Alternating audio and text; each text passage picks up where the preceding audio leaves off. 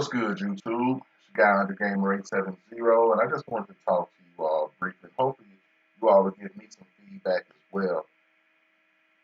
Deion Sanders and Ed Reed. First off, thank both of these gentlemen for all they have contributed to the HBCUs. There are some people that will feel as if that's a very controversial statement. Some people feel as if Deion Sanders and Ed Reed are almost curse words at this point. I'm not in that club. I don't feel that way. I feel as if there were some things that needed to be discussed slash actions that needed to be performed that created a firestorm that, if we aren't careful, is going to get worse before it gets better. I have the privilege of being able to speak from a very different standpoint. I've succeeded at HBCU. I've succeeded at a PWI. I've also failed at a PWI, but it had nothing to do with the PWI. It had everything to do with me.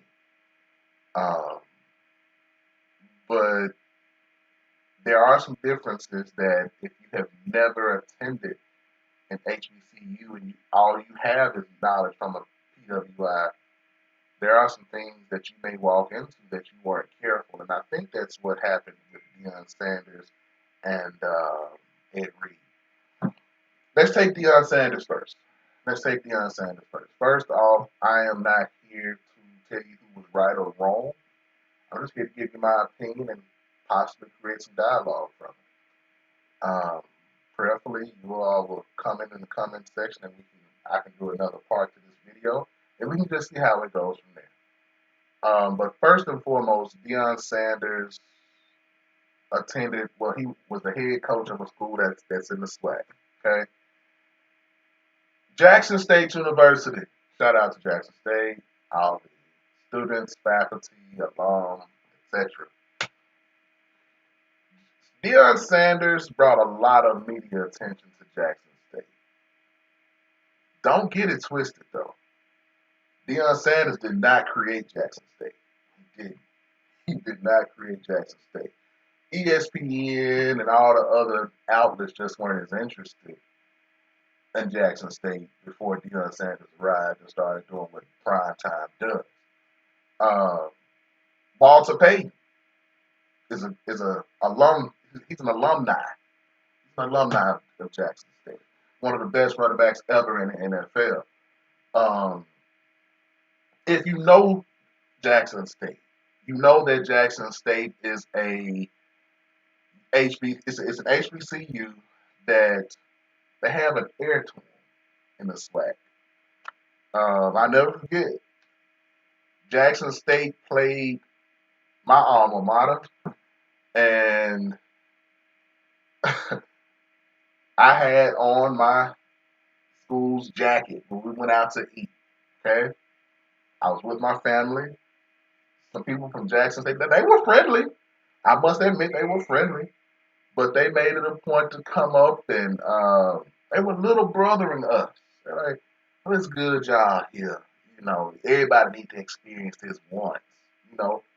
And I just felt like that was hilarious. We were staying in the same hotel, and they talked to us like it was a foregone conclusion that they were about to win. This was the year that Teron Armstead was he's the starting left tackle for the Miami Dolphins. This is the year Teron Armstead was in his senior year. He was a senior, and I just found that to be hilarious. How I walked into the situation thinking that, hey, we're going to have us a good game and whoever plays the best is going to win. But they were just letting us know, we going to beat you. We going to do what we have to do. It's cute y'all here, though. Okay? I know people from Jackson State. And it's always a lot of ribbing slash having fun with each other. It's a competitive environment. But when Deion Sanders started to talk about the discrepancies with the finances, that's not something new at any HBCU. It's not. It's almost commonly accepted that your money's gonna be funny at HBCU. Like the first week I was on campus at a PWI, I got a call 3 days before school started, telling me that my refund check had been waiting for me, and they were wondering when I was going to come and pick it up. That was 3 days before school started at a PWI. I got to an HBCU, and uh, let's just say it was about a month in, and I had made several calls and several visits and gone and talked to several people. And deadlines came and went before I finally was able to get my refund check. That's real. Like that happens. It's almost common knowledge. I'm not saying it's a 100% guarantee, but you probably won't be in the minority if you have financial issues at an HBCU. That's just the reality of it. What Deion Sanders and Ed Reed did is something that one I'm thankful for. I'm thankful for because it started the conversation. The conversations have begun about what is going on. Okay, HBCUs operate in deficit and pride. And I'm gonna say that again. HBCUs operate in deficit and in pride. What I mean by that is this: they are often very underfunded. The HBCU that I had the privilege of attending um, is part of the University of Arkansas system. Okay, meaning that when funds are dispersed, oftentimes the University of Arkansas gets the money first, and then it's dispersed to University of Arkansas at Pine Bluff, and I think the University of Arkansas at Monticello is part of that system as well. I'm not sure. However, those things happen. Those things happen. That's one thing. That's one area of the difference of finances. Second area of the difference of finances, um,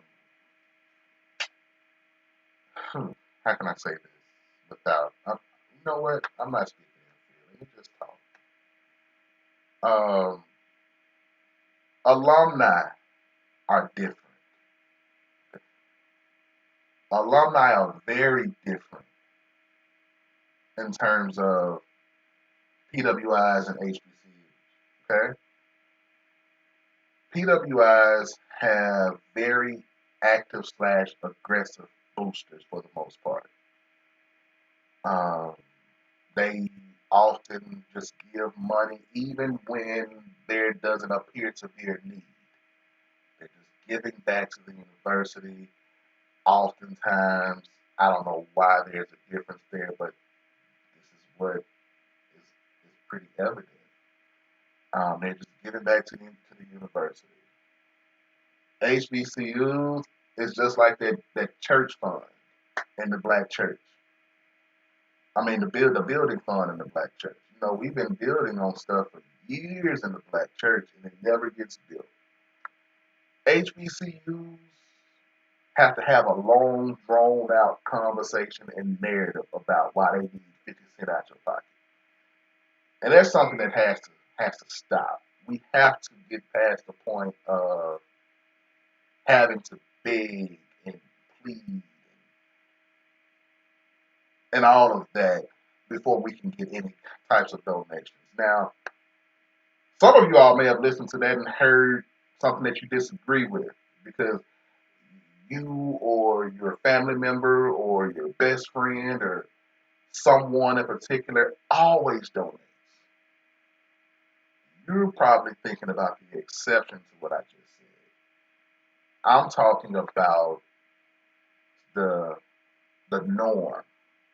talking about the norm. I'm not talking about, well, I know somebody that gave $100. Well, that was a one-time gift. We're talking about a sizable donation.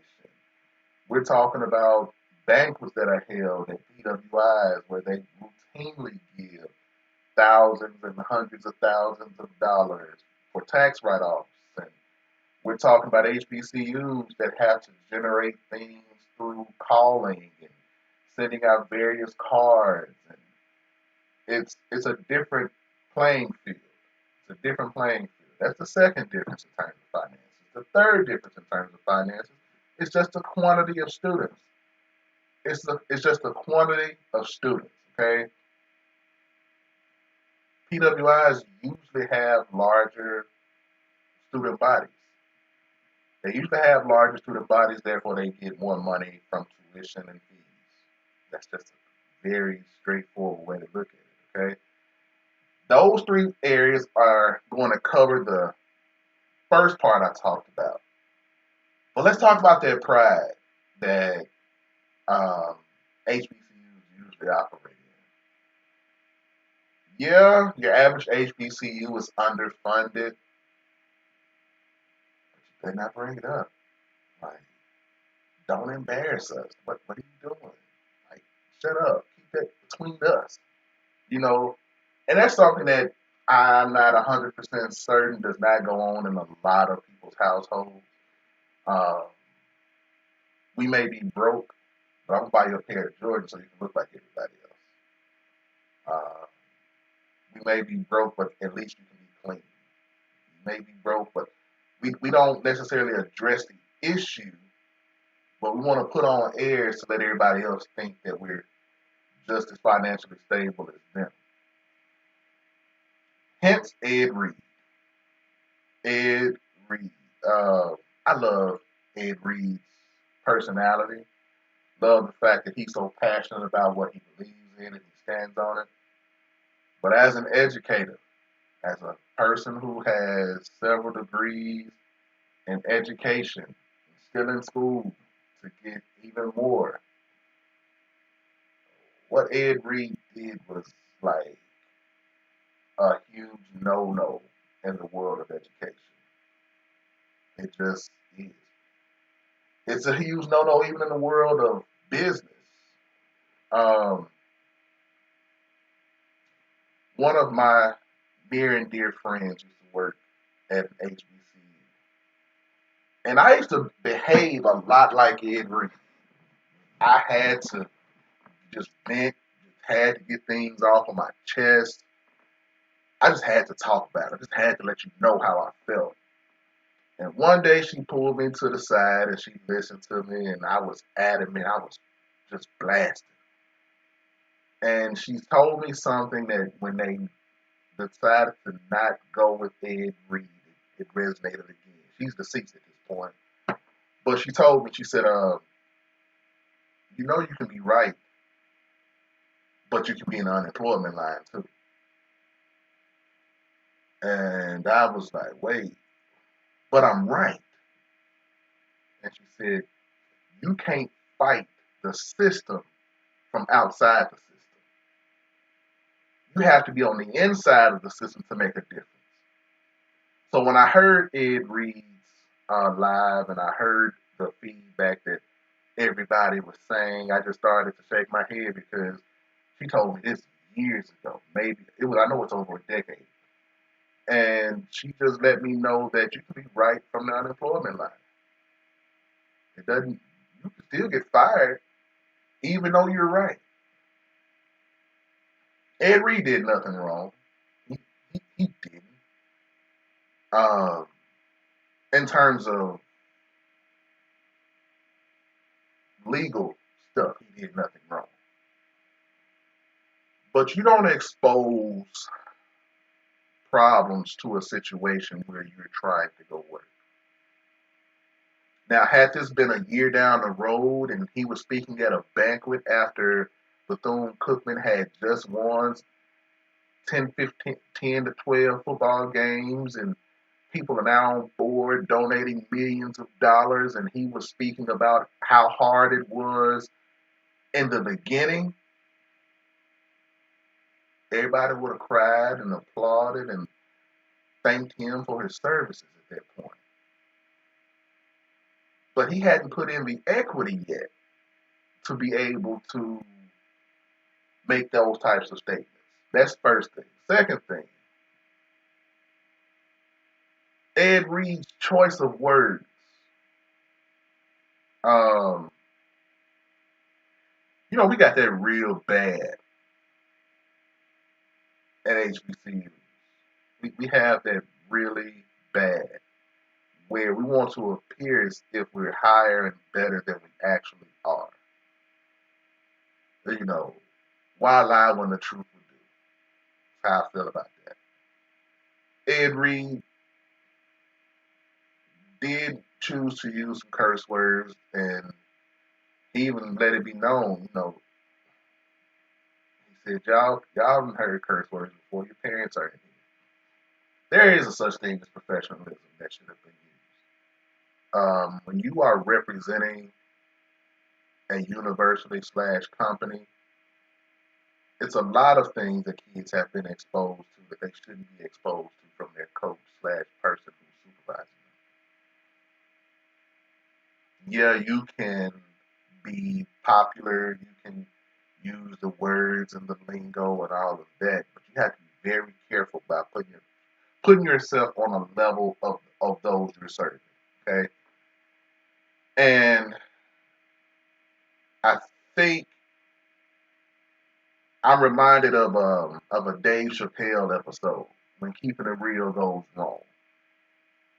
He kept it too real. He was saying things that, yeah, he was right. The way he said it, the timing in which he said it, at an institution of higher learning, that'll get you every time. That'll get you every single time. You would never hear me say, "Oh, he was wrong for his word." I mean, he was wrong for what he said. No, he wasn't wrong for what he said. He was wrong in when he said it. He was wrong in, I guess, the way he chose the wording he chose. But letting it be known that it's filthy on this campus. Um, yeah, somebody need to clear up. Somebody need to clear. And I'm gonna say this: I used to be an avid traveler, going to various HBCUs in the SWAC, and I can say this with 100% certainty: buildings that are not being used anymore, buildings that need to be cleaned, grounds that need to be cleaned. Um, Buildings that have very, let me clarify what I'm about to say. I'm in the South, okay? And there are some of you all who maybe watch this video who live in areas that don't necessarily know what central heating and air is because you don't need it. But in the South, it gets to 100 plus degrees every summer, and that's routine. And not only is it 100 plus degrees, but it's also very humid. It's a sin almost to walk around and not have air in a building. That happens very that happens a lot in certain buildings on campuses I've seen. Now, am I saying it goes on at every HBCU? Absolutely not. I don't know. I haven't been to every HBCU. But I can speak with 100% certainty and tell you that is not an issue specifically to Bethune Cookman. I can promise you that. Um, and I've also seen some of the students come out and make statements about, there's mold. Um, they're speaking on anonymity. They're speaking anonymously. Let me say that 'cause I'm told another word. I don't know. Uh, but because they're afraid to lose their scholarship, they're afraid to lose their scholarship, or they're afraid to lose their funding. This is real. That the stuff that's going on, and I hate that Ed Reed had to lose his job slash opportunity for people to start listening. But maybe things will start to look and be different now. I just hate that we are in a position where we can't have a conversation to fix things. You know, one of the things we are so quick to holler and scream when we're talking about money, when we're talking about HBCUs in comparison to PWIs, well, they are funded. They get way more money at PWIs. Well, I'm not a millionaire.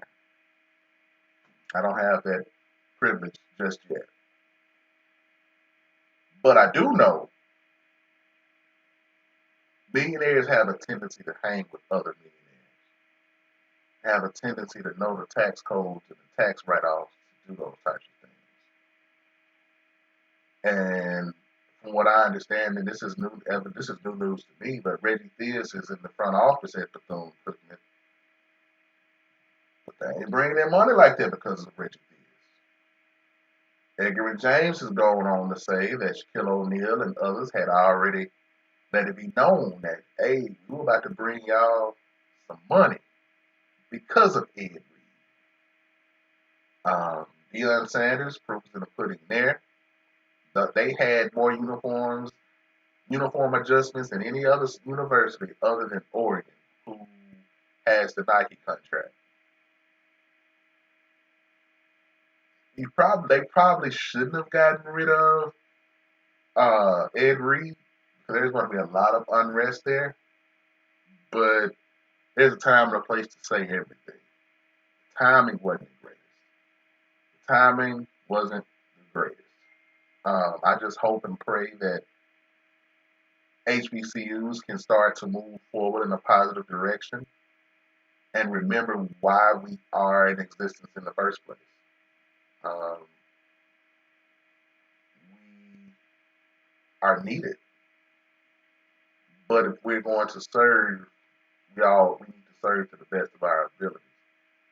And it's sad to say this,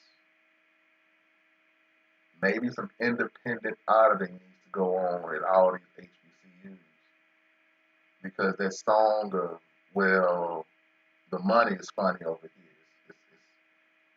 It's too prevalent. Like, we need to get to a point where at least we can trust that the money is going to be handled properly. Just my 2 cents. This is part one, probably, because I can go a lot more in depth just from my experiences at HBCU and PWI. But how do you feel? How do you feel? Talk back with me. Let me know how you feel um, about the Ed Reed / Deion Sanders situation. And I wish them both the best. I wish them both the best. Um, I do. They are leaders, whether you like them or not. They are leaders. And bringing down a leader because you don't care for him or her does nothing for the people that they're leading. And the people that Ed Reed and Deion Sanders are attracting have a tendency to look like them in a lot of cases. So of course I want them to succeed. Of course I want them to succeed. But that's just my 2 cents. You all let me know how you feel about it. I'm not even editing this video. I just told some people that I was going to make a video, and yeah, my 2 cents. So I'm going to go ahead and click off. Leave me a comment in the comment section. Let's talk about it.